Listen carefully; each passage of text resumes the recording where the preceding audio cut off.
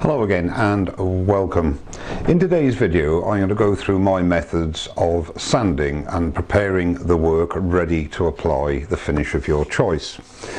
I did a video like this quite a few years ago and I just feel it's important to address some situations which the less experienced turners find themselves in on a regular basis. And I know this from the questions that I get asked. What happens is that we spend a lot of time turning a piece and getting the right shape, etc.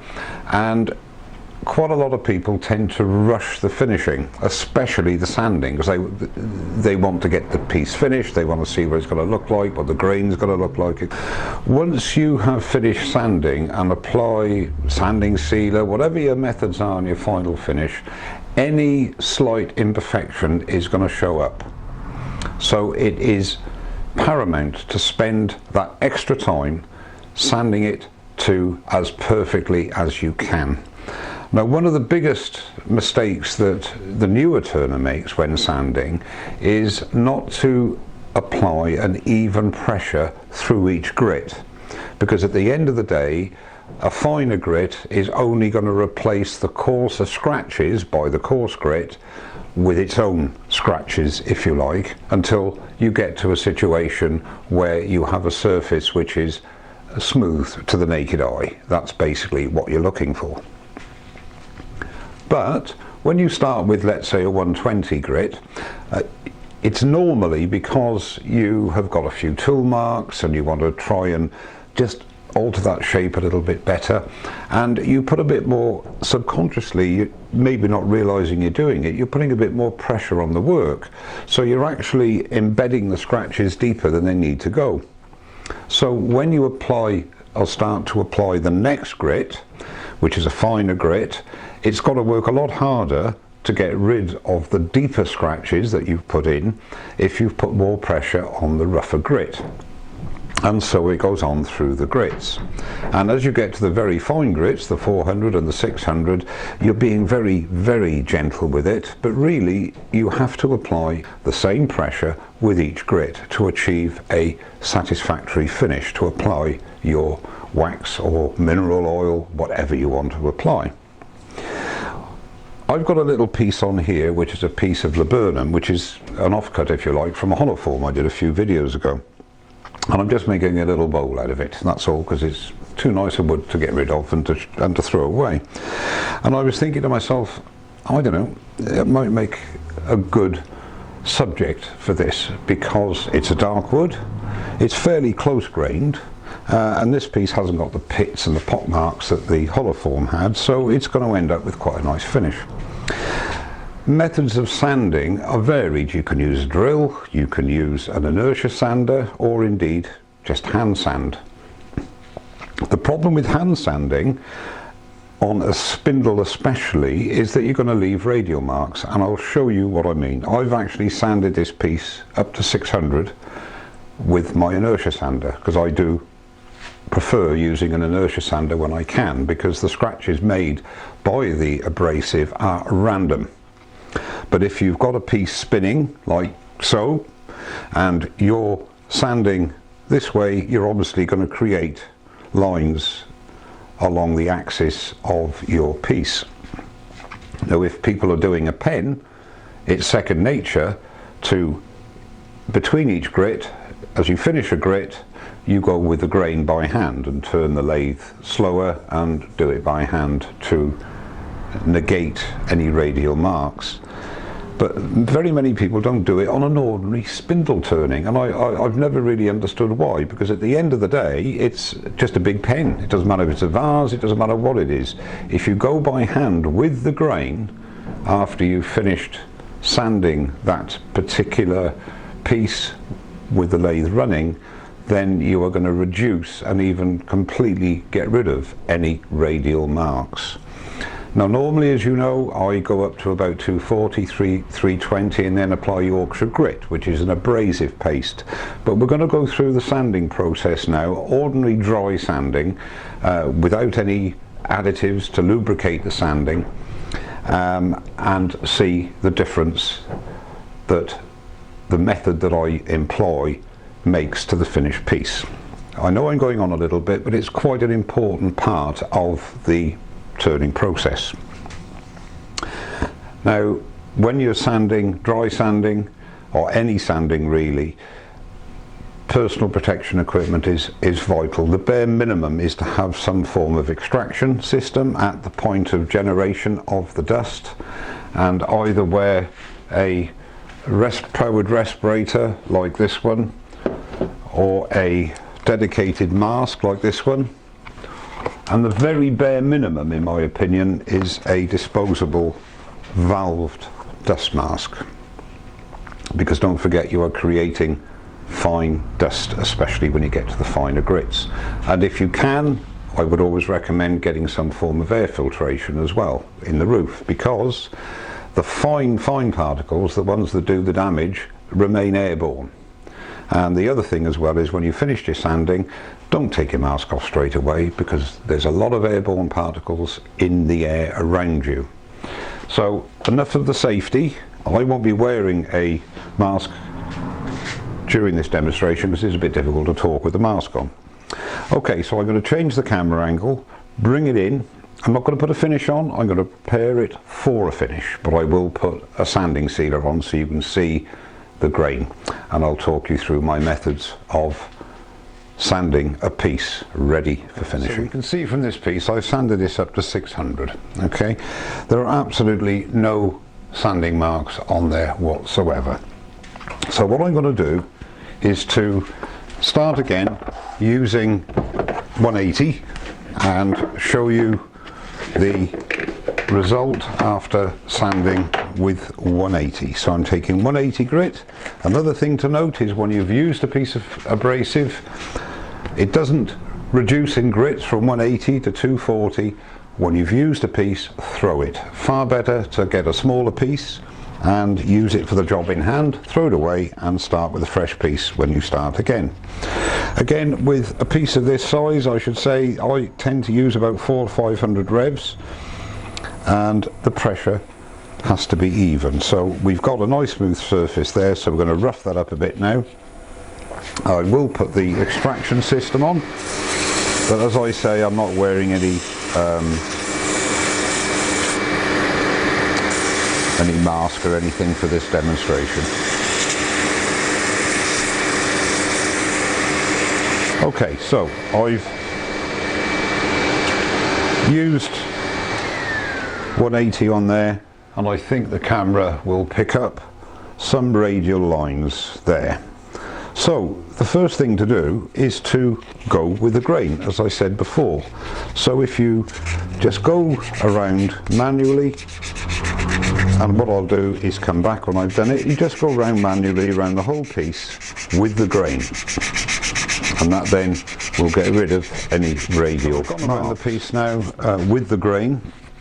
Now the next step is, a lot of people will just take an airline, let's say, and blow off any dust that's on there. Well, this is methylated spirits, or in the States they call it denatured alcohol. Just a little bit on your paper towel and wipe it onto the piece, and it will show you how much dust it gets out of the pores. Now the thing is, if you don't do this, then when you go to the finer grit, the next finer grit, in this case it'll be 240, you're going to have that much of 180 still on the piece. So it's going to create more lines. Okay, so we let that dry off, and it flashes off pretty quick, and then go to the next grit. That's dried off in a few seconds. So now I'm on to 240, and again I'm going to put the extractor on, and important, as I said, the same pressure that you used for the previous grit.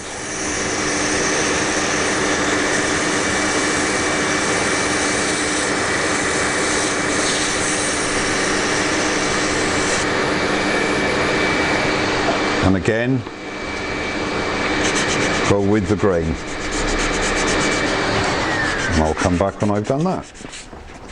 So that's the 240 done, and I've gone with the grain as well.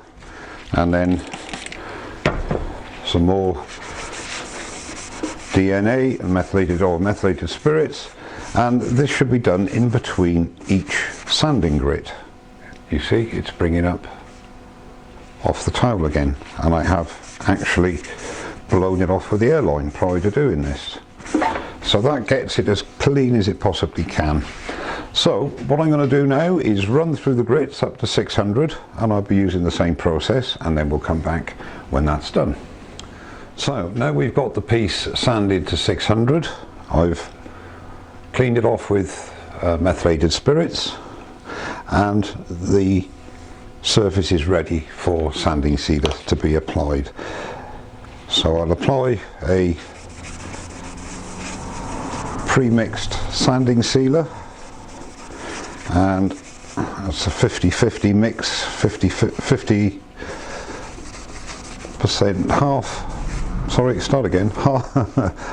half sanding sealer, cellular sanding sealer, and half of cellulose thinners.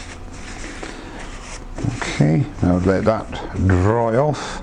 Now, because we're not using Yorkshire grit on this method, it needs a very light denibbing once it's dry, because it tends to raise the grain that ever so much. And what you do is either use the same grit of sandpaper that you used when you sanded it, or a bit of Scotch pad or similar, just to get rid of any little nibs that are on there. So let that dry off. This is the sort of stuff that I use, just ordinary Scotch pad that you can pick up at any hardware store. No pressure at all, and because it's thinned down, it does dry quicker. Everything's been done around 500-600 revs up to now, and just a light denibbing, and now you're ready to apply your finish. I mentioned inertia sanding. I inertia sand everything I possibly can. Reason being is that because of the random scratch pattern, it's quicker and it doesn't leave radial marks. Again, the same philosophy of even pressure through each grit applies to an inertia sander as well. And what I'm going to do is just scuff this up with 120.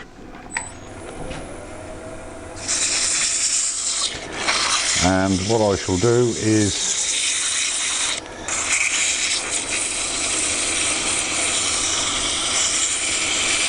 resand it with the inertia sander. Okay, so that's 120. Now you can see the lines, etc. there.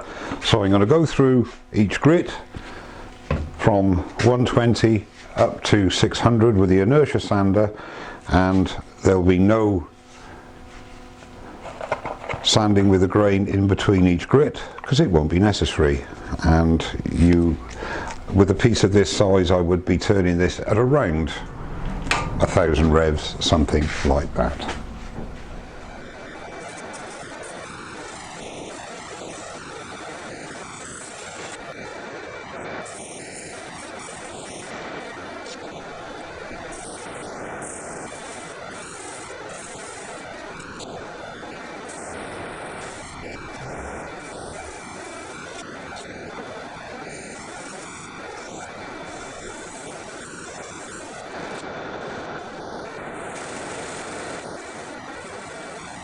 And there we have the piece finished to 600 grit in a fraction of the time it takes to do it by hand, and no radial marks and no need for sanding with the grain. I apply my sanding sealer.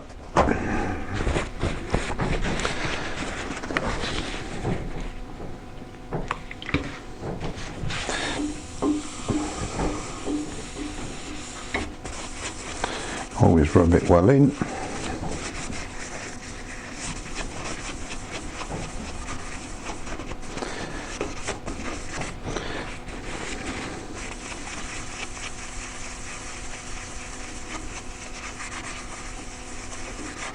There we go, and then that's ready to apply your finish. Well, as I usually say, I hope some of you found that of some use. mainly for the newer turners. The most important thing is to remember, and I'm sorry to keep going on about it, is to use fresh abrasive. Don't use old used abrasive. Throw it away once you've used it and cut smaller pieces so you don't waste so much.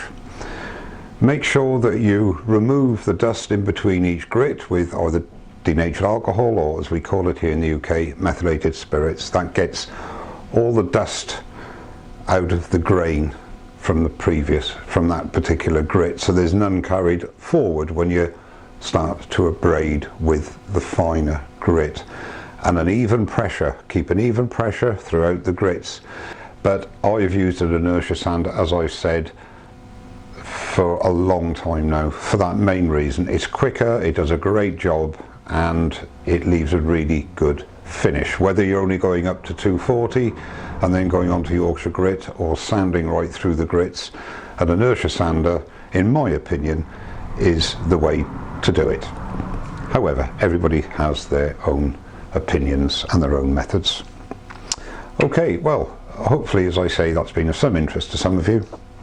And as usual, if you have any questions, leave them in the comments below. Everybody has their own methods, everybody has their own techniques of doing things. This works for me, and it's the sort of the process that I get used to using, and it gives results that are to my satisfaction, let's put it that way. Well, thank you very much indeed for watching. Don't forget to subscribe, and I'll see you very soon. Cheers now.